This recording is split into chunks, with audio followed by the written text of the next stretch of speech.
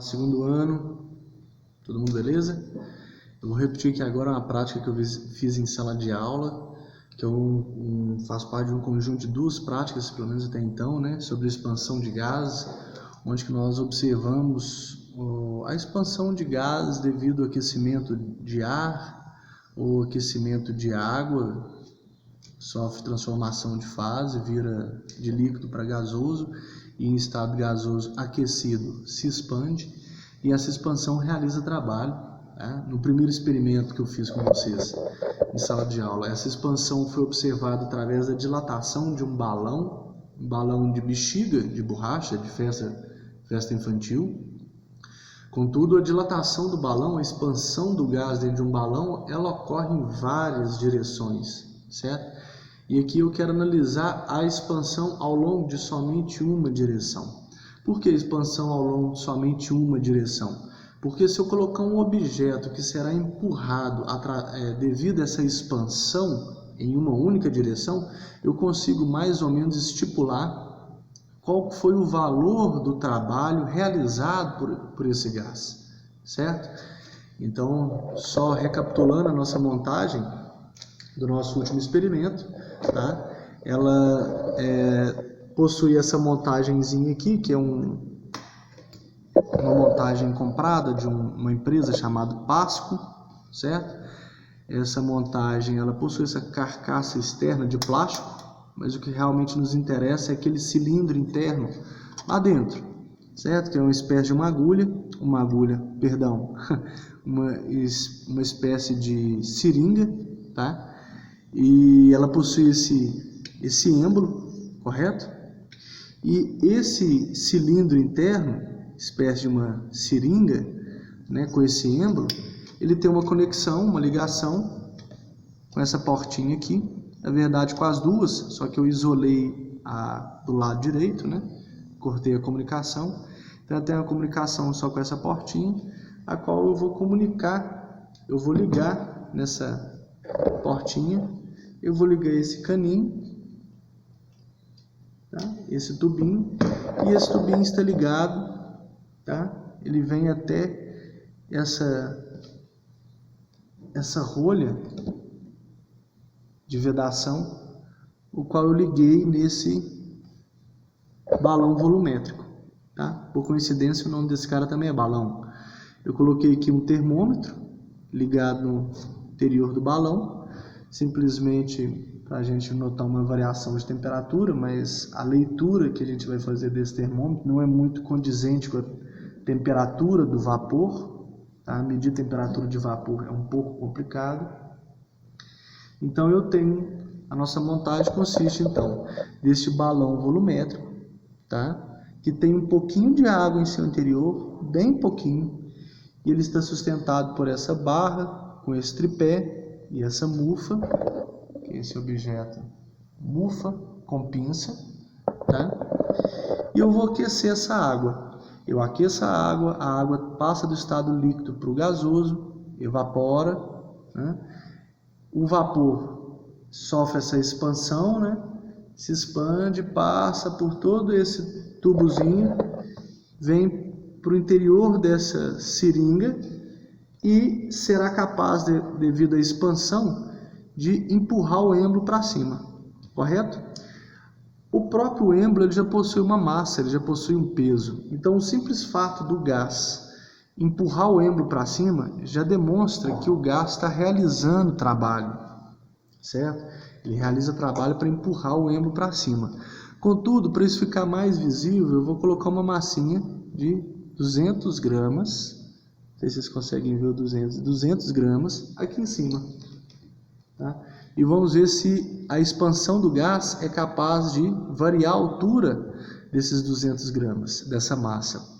Eu consigo fazer a leitura da variação da altura observando a variação da posição do êmbolo ao longo dessa escala milimétrica do tubo lá dentro.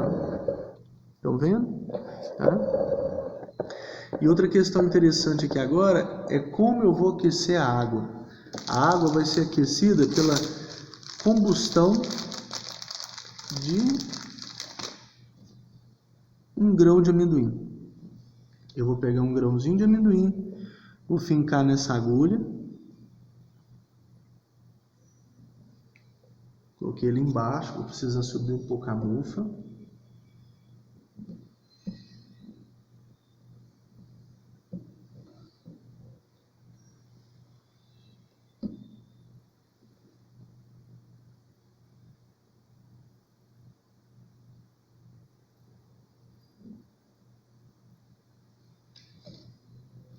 Coloquei o amendoim ali embaixo, certo? E se a gente observar aqui, ó, o amendoim eu tirei desses pacotinhos de amendoim, não fazendo propaganda para uma chips, mas já fazendo, né? Amendoim sem casca, tá? Se a gente observar na parte de trás do pacote, ele fala que o valor energético, tem uma tabelinha, todo alimento tem. E ele fala que o valor energético deste amendoim é de 86 mil calorias ou 361 mil joules. Joules de calorias são unidades de energia. Geralmente calorias é a unidade de energia utilizada mais em sistemas biológicos e químicos. E joules é a unidade de medida de energia, geralmente utilizada em sistemas físicos e de engenharia, tá bom? Mas é a mesma quantidade de energia, só descrita de uma forma diferente, como eu falar que eu tenho 12 ovos ou uma dúzia de ovos, tá? Falar de um volume, falando em metro cúbico de água ou em litros de água, é basicamente a mesma coisa, né? Então, esse grãozinho, ele tem uma quantidade de energia, eu vou colocar fogo nele, ele vai entrar em combustão, essa combustão vai liberar energia, que vai aquecer a água, que vai mudar de estado físico, vai se expandir, passar pelo caninho e vai chegar nesse reservatório. A tendência em querer ocupar um maior volume desse gás em expansão vai fazer com que esse gás empurre esse êmbolo para cima. Vamos ver se esse êmbolo vai empurrar essa massa de 200 gramas para cima, tá bom? E se empurrar, vamos ver qual vai ser a variação de altura que ela vai causar na massa. Então vamos começar o processo de queima do amendoim. O amendoim, enquanto ele começa a queimar, ele solta um óleo. Lembrando que os objetos, quando entram em combustão, na realidade, o que está liberando energia, ó, igual uma vela queimando aqui. Vocês conseguem ver o amendoim queimando? Os objetos, quando entram em combustão, objetos sejam eles sólidos, né? Eles ocorre uma rápida passagem do estado sólido para o líquido, do líquido para o gasoso. A chama e o calor, na verdade, é a liberação de energia do estado gasoso desse material, certo? Seja um toco de carvão, um toco de árvore, por mais que a gente olhe e veja no estado físico, no estado sólido, na realidade, aquilo que está liberando calor, liberando energia, já é aquele objeto no estado gasoso. Tá?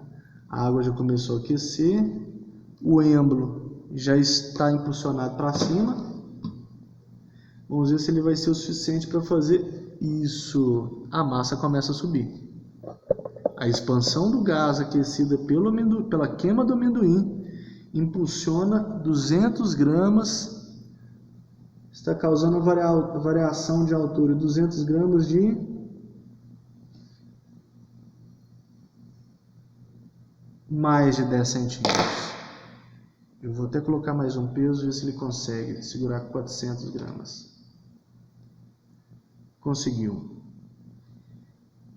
Ele consegue sustentar 400 gramas a uma altura de 4 centímetros. O amendoim apagou. O gás vai resfriar e o êmbolo vai descer. Mas que fique claro que ele empurrou 200 gramas a uma variação de altura de 10 centímetros, né, e conseguiu colocar 400 gramas a 4 centímetros. Né?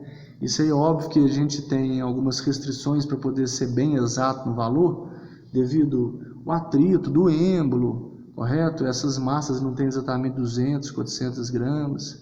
Né? Mas a gente conseguiu observar 200 gramas sendo variada a altura por 10 centímetros. Então, só recapitulando, quando expandiu, danado, o gás está em expansão, está expandido ainda, né? Peguei o pezinho de cá. Quando eu, Raul, pego 200 gramas desse aqui e saio do primeiro andar de um prédio, subo a escada e vou para o segundo andar, eu causo uma variação na altura desses 200 gramas. E esses 200 gramas adquire energia potencial gravitacional, que a gente viu no primeiro ano, certo?